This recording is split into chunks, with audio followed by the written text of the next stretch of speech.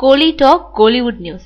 தமிழ் மீடியாக்கள் வேண்டாம் சமந்தா முடிவு. அஞ்சான், கத்தி, 10 என்றதுக்குள்ள படங்கள் மூலம் தமிழில் முன்னணி ஹீரோயினியாக வலம் வரணும்னு ஆசைப்படுறாங்க சமந்தா. ஆனால் அதுக்கான முயற்சிகளில் அவங்க ஈடுபடவே இல்லை. அஞ்சான் இசை வெளியீட்டுக்கு வராதவங்க தெலுங்குல அதோட டப்பிங் படமான சிக்கந்தர் இசை வெளியீட்டில் கலந்துக்கிட்டாங்க.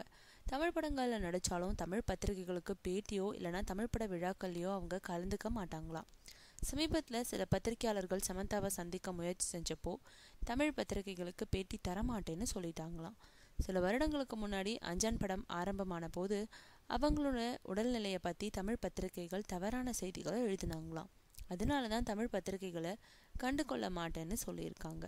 சமந்தாவோட உடல்நிலை பற்றி தெலுங்கு மீடியாக்கள் தான் அதிகம் செய்தி வெளியிட்டாங்க. இனி அவங்களால நடிக்க முடியுமான்னு கூட அவங்க சந்தேகங்களை எழுப்பினாங்க. நிலைமை அப்படி இருக்க தமிழ் மீடியாக்களை பற்றி சமந்தாவோட அபிப்பிராயம் தவறுன்னு முன்னணி பத்திரிகையாளர்கள் கண்டிக்கிறாங்க. இத்தனைக்கும் சமந்தா சென்னையை சேர்ந்தவங்கன்றது குறிப்பிடத்தக்கது.